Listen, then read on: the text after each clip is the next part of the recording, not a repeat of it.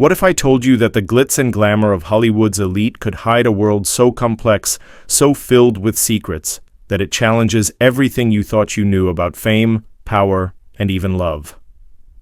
What if the accusations rocking one of music's biggest names aren't just headlines, but raw, unfiltered stories emerging from the most intense courtroom battle in recent memory?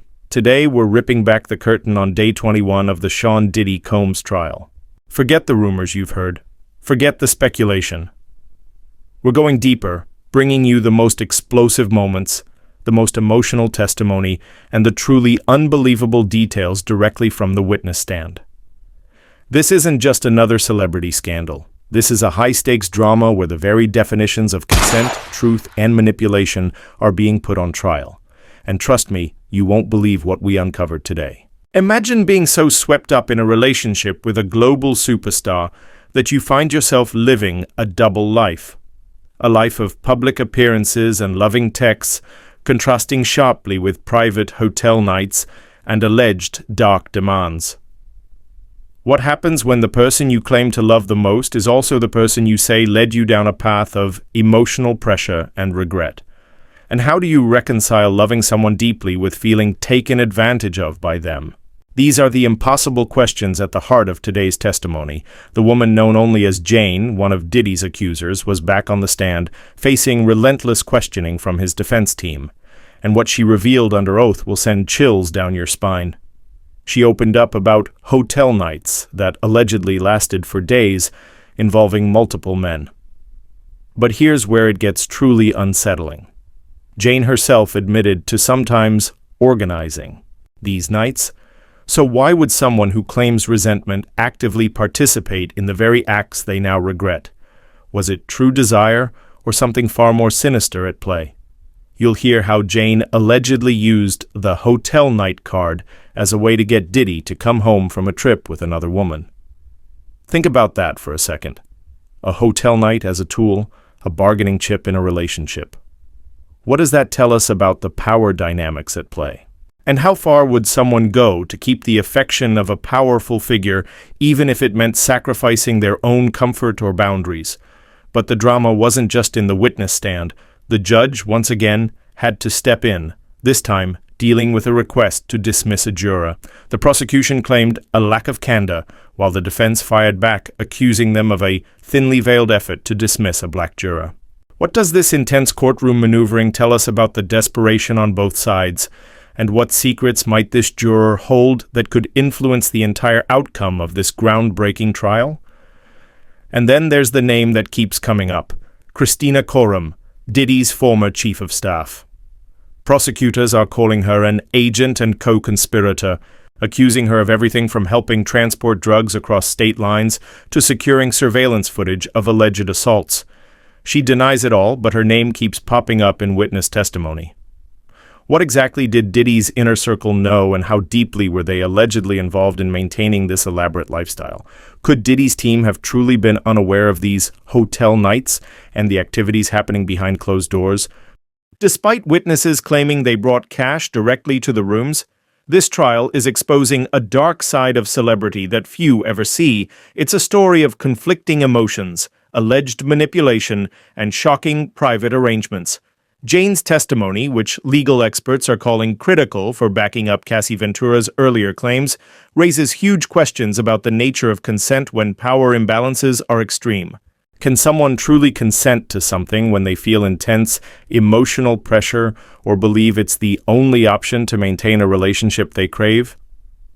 You'll also see emotional moments where Jane, despite her claims of resentment, expresses unconditional love for Diddy in past texts, even as she now dabs away tears explaining why she sent those messages.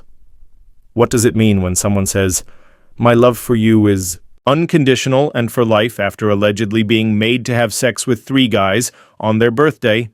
And how does someone rationalize inviting an entertainer to a romantic getaway while claiming they were doing it because their lover wanted them to? By the end of this video, you'll have a deeper understanding of the shocking revelations from day 21, the legal strategies at play, and why Diddy's trial is not just a celebrity spectacle, but a profound look into the hidden costs of fame, power, and alleged control. Get ready, because the truth, as it continues to unfold, is far more complex and unsettling than you could possibly imagine. Alright, C-Trends viewers, if you're still with us after that hook, and we know you are because this story is just too wild to turn away from, prepare yourselves. Day 21 of the Sean Diddy Combs trial was nothing short of a roller coaster. We're going to walk you through every shocking twist, every emotional revelation, and every strategic play made in court. This isn't just about what happened, it's about understanding the deep layers of this high-profile case and what it means for everyone involved. First up, let's talk about Jane's continued testimony. The woman known only by her pseudonym, Jane, was back on the witness stand, and the defense attorney, Tenny Garagos, was not holding back. Jane's testimony is expected to wrap up soon, which means we're getting closer to seeing her complete picture of her relationship with Diddy. Garagos is working hard to finish her cross-examination, and then the prosecution will get a chance to ask follow-up questions. It's like a complex chess match where every move is planned to either strengthen or weaken her story in the eyes of the jury. Now, one of the first big bombshells from Day 21 involved a hotel night that Jane testified lasted around 3 days, around New Year's 2022. Imagine that. 3 days involving 3 men. Jane described this extended encounter, which she says left her feeling taken advantage of and regretting everything. What makes this even more layered is that shortly after this lengthy hotel night, Jane saw Diddy on social media, on vacation with another woman named Gina. Think about the emotional whiplash of that moment, going from such an intense, multi-day experience with Diddy to seeing him seemingly happy with someone else just days later. It's the kind of betrayal that makes you question everything. Jane even considered ending things right then and there. This deeply personal account gives us a rare glimpse into the alleged private life of a megastar and the complicated emotions swirling around it. But the story gets even more complex. Jane testified about a moment in 2022 where she actually persuaded Diddy to leave a trip with another woman. How did she do it? By threatening to withhold a hotel night. She famously said, "That was the first time I pulled that card," referring to the hotel night as a bargaining chip. This isn't just a fleeting comment, it's a massive insight into the alleged power dynamics of their relationship. It shows that even though Jane often felt pressured, she also learned to use the very hotel nights as a tool to get Diddy's attention or presence. She even admitted planning a hotel night for Valentine's Day with 2 entertainers after Diddy left the other woman's vacation early, and she said it was her idea to have 2 entertainers at once. This testimony is a crucial part of the defense's argument, trying to show Jane's willingness and participation. But it also raises deeper questions. Was this a desperate act of control in an otherwise controlling relationship? Was it a survival mechanism? Or does it show a different side to the story entirely? Speaking of control, Jane also talked about how Diddy allegedly made her delete a photo of food she posted that hinted they were together. This happened in March 2022, right after a hotel night, and almost immediately she saw another woman, Gina, post a photo wearing a necklace that matched a bracelet Diddy had given her. The text messages Jane read aloud in court show her telling Diddy to make Gina delete her post, accusing him of giving her anxiety. It highlights the alleged secrecy and the emotional turmoil Jane experienced while she claims being caught in a love triangle where she was kept private while other relationships were public. It paints a picture of a relationship built on hidden rules and constant emotional negotiation. Then came the period in spring 2022 when Jane and Diddy went about 2 months without a hotel night. This was a rare break. During this time, they still spent several days together, just them. However, when Diddy suggested a hotel night again in June, Jane's response was telling, "Not really in the mood for that part, don't want to make you mad." Diddy replied, "All good," and suggested a role-play scenario instead. This exchange is key because the defense is using it to argue that Jane could say no and that Diddy would respect her boundaries. But Jane's follow-up testimony suggested they ended up having a movie night, watching past hotel night footage and pornography instead. So was all good truly all good? Or was it another form of pressure? Throughout her testimony, the jury also saw numerous text messages where Jane expressed deep affection for Diddy even after hotel nights. Texts like, "My love for you is unconditional and for life," and "I love you so much as my friend, my lover, my boyfriend, even though you don't like that word." These messages were read aloud in court, sometimes causing Jane to grow emotional, dabbing her eyes with a tissue. The defense uses these texts to suggest Jane was a willing participant, genuinely in love. But Jane explained that these feelings were directed only at Diddy, not the entertainers involved in the hotel nights.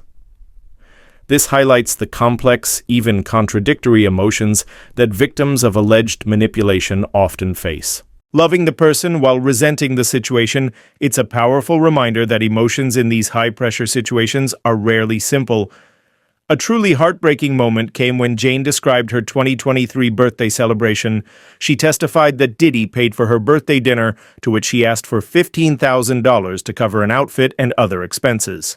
But then, after the dinner, Diddy allegedly said he had entertainment planned. Jane claimed she went along with it, feeling under the pressure of Combs. She clarified that her circumstances were my options in this relationship. She even stated, "Any type of affection at this point in my life that I received from Sean, I received with open arms, even after taking an ecstasy pill and waiting for an entertainer." This testimony paints a chilling picture of how alleged coercion can sometimes look like compliance, especially when intertwined with gifts and what might appear as affection. The birthday bombshells didn't stop there. Jane testified about how she had sex with 3 entertainers and Diddy during her birthday celebration. Yet she later texted Diddy saying she loved and appreciated every detail you put into my b-day, referring to the gifts and time alone with him. This apparent contradiction is central to the defense's strategy, but Jane explained her pain. Shortly after she learned Diddy had lied and immediately taken another woman, Gina, on a luxurious Turks and Caicos vacation for her birthday. Jane testified she was profoundly hurt after being made to have sex with 3 guys and felt equally hurtful and emotional seeing Diddy with another woman on a beautiful vacation while she was alone and recovering. This led to a several-week breakup during which Diddy allegedly blew up her phone, signaling his desire to reconcile. It's a cycle of alleged control, resentment, and a powerful pullback into the relationship. This led to the infamous $55,000 Turks and Caicos makeup trip in March 2023. Diddy apologized to Jane, telling her he missed her, and offered the lavish trip. Jane initially wanted to be open as friends, but eventually went. She testified that she told Diddy, "I just want us," on this trip, hoping for a genuine reconnection. However, as Jane previously testified, this trip also ended up featuring a hotel night with an entertainer, and in a stunning revelation, Jane admitted to inviting one of the entertainers, Sly, to this very Turks and Caicos trip herself, even though she believed Diddy wanted her to send a message. This detail complicates the narrative, forcing the jury to grapple with the layers of consent and manipulation. Jane's defensive tone on the stand when questioned about these loving messages further highlighted the emotional tightrope she was walking. She insisted her loving texts were only directed at Diddy, even if the written words didn't differentiate. Now, let's step back for a moment and look at the bigger picture. A significant development on day 21 was the judge considering whether to dismiss juror number 6. The prosecution claimed this juror showed a lack of candor, basically meaning they weren't fully honest with the court. But the defense fired back, accusing the government of a thinly veiled effort to dismiss a black juror. This kind of move is incredibly serious in a trial and can have major implications for the fairness of the proceedings. It shows just how intensely both sides are fighting for every small advantage and how closely they're watching every single person in that jury box. The judge will decide this soon, and that decision could shift the entire dynamic of the trial. Then there's the ongoing mystery of Kristina Khorram, Diddy's former chief of staff, also known as KK. While she hasn't been called to testify, her name has come up constantly from multiple prosecution witnesses. Prosecutors have even called her an agent and co-conspirator of Combs. The allegations against her are wild, helping Diddy transport drugs across state lines, monitoring Cassie Ventura's whereabouts, and even helping secure hotel surveillance. Footage of Diddy allegedly physically assaulting Ventura. Khorram has denied all wrongdoing in public statements, claiming irreparable damage to her reputation and stating she can't fully tell her side until the criminal trial is over. But her repeated mention in testimony paints a picture of a complex network allegedly enabling Diddy's actions. It raises the critical question: how much did Diddy's closest team members know, and were they active participants in the alleged crimes, or just employees caught in a difficult situation? This uncalled witness could hold some of the most explosive secrets. The trial also revisited a sobriety party in October 2023, a hotel night that allegedly lasted 12 to 18 hours. Jane claimed she didn't take drugs, but Diddy allegedly took ecstasy and cocaine. She testified that she felt depressed after this party and tried to break up with him. In a telling moment, Diddy also confessed to feeling depressed.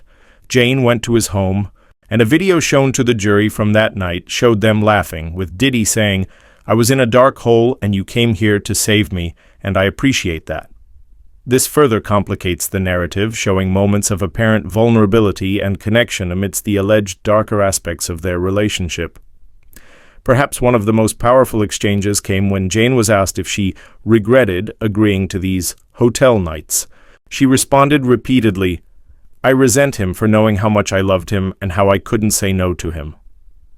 When pressed about regret, she stated, "I believe resent and regret lie in the same feelings."